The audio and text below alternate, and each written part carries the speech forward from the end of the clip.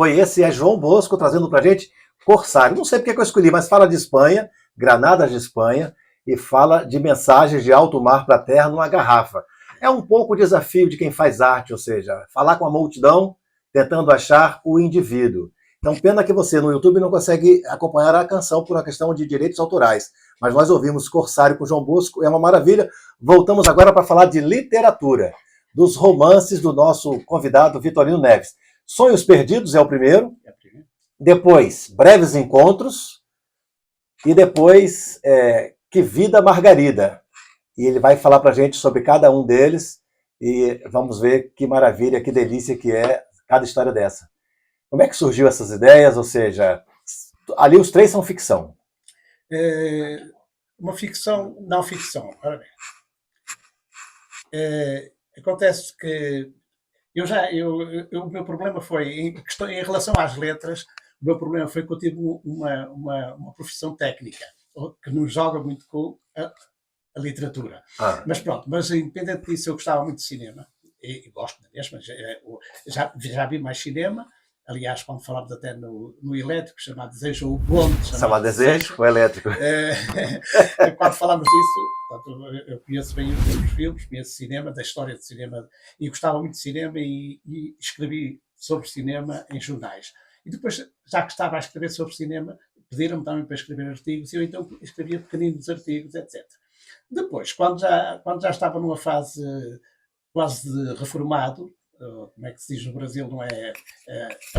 Aposentado, não é? Sim, sim.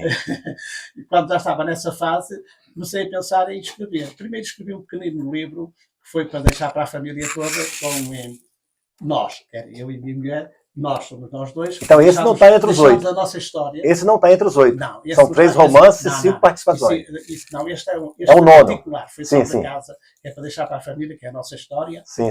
A nossa, de onde viemos, que bom. Depois a nossa história, alguns factos da nossa história, e depois o nascimento das nossas filhas e tal. E é um livrinho pequenino que fizemos para as nossas filhas e as nossas netas ficarem com eles de recordação quando nós cá nos tivermos.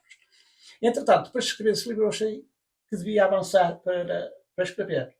E então, o primeiro que sai é Sonhos Perdidos. Os Sonhos Perdidos têm uma particularidade. É um primeiro livro que vai buscar algo de real, ou seja, é a história de um grupo de jovens, 8 jovens, que por acaso existiam na vida real. Portanto, aí é a parte da realidade. E é a parte da realidade. O grupo de jovens existiu, só que não com aqueles nomes, não com aquelas profissões, ou seja, baseei-me na história desses 8 jovens que eu fazia parte, a minha mulher fazia parte, portanto, e depois fantasiei. Portanto, é por isso que eu digo, é a realidade, e eu digo assim, nem não, nem sim, é o tal meio, que de facto aparecem ali bocadinhos. É o meio do caminho. Aparecem ali bocadinhos que de facto são coisas que se passaram. Mas e os Sonhos Perdidos mostra também a juventude na época da Guerra Colonial, portanto, fala ali daqueles pormenores todos, as inspeções militares, daquelas coisas todas, e os meus livros têm esta particularidade. Há sempre uma história de amor. E aí estou-me a lembrar do Nicholas Sparks. Românticos, graças a Deus. A história de amor. Pronto. O Nicholas Sparks é uma referência nesse tipo de literatura. E, de facto, os meus livros basicamente há uma história de amor sempre, que é o eixo principal da história. Mas depois mostra o ambiente que rodeia tudo aquilo, ou seja, é passado nos anos 60, 70, é bom ver, na época vivia a juventude, como era o ambiente em que as coisas tudo muito diferente de hoje, não? E os Sonhos Perdidos têm uma particularidade que tem um final surpreendente, que aliás foi transmitido muitas vezes por pessoas que leram o livro, eu não contava com aquele fim e tal, pronto. Aquelas que a mim satisfaz-me isso, porque é sinal que as pessoas leram e estiveram com atenção a tudo o que se passa. Portanto, os Sonhos Perdidos é de facto Mas me explica essa capa, como o Camilo percebeu, Estação de São Bento, um comboio parado. Para onde ia esse comboio? A capa foi porque o livro... Mostra de novo a capa para gente. É São Bento, não é São Bento? O livro começa com uma viagem de alguém que estava no Algarve já, que era de cá, mas que estava no Algarve há muitos anos, e vem cá para tratar de um assunto, para ver um assunto que depois é o desenvolvimento da história. Ou seja, isto parece... Há filmes em que começa com o atual e depois volta ao passado.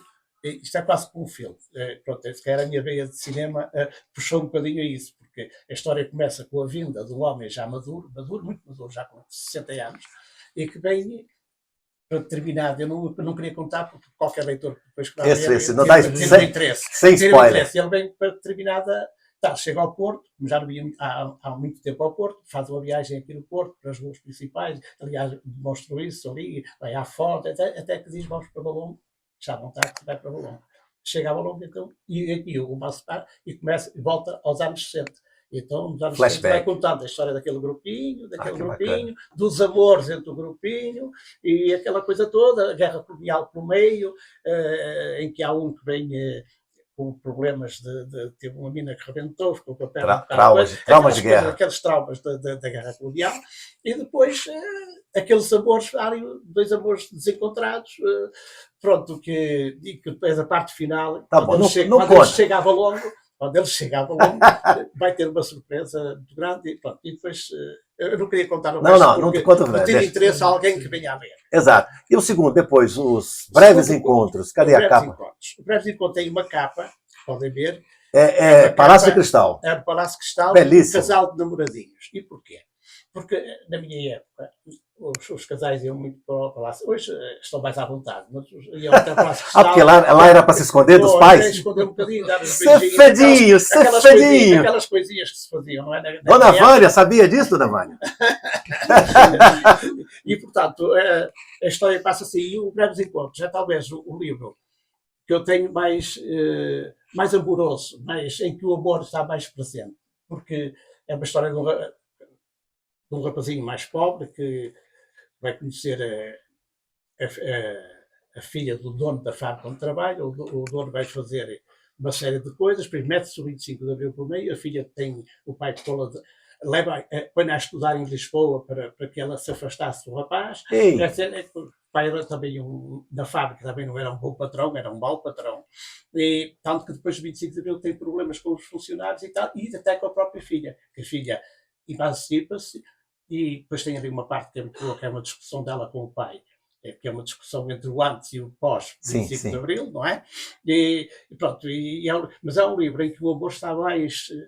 muito bonito ali, o amor. Acho que está para quem gostar de um bom romance romântico, há pessoas que se gostam. E no final eles se casam?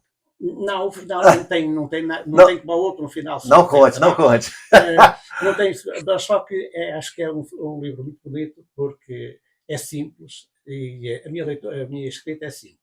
As pessoas, para toda a gente perceber. Isso é bom. Mas pronto, é isso. Acho que o Breves Encontros é um romance bonito.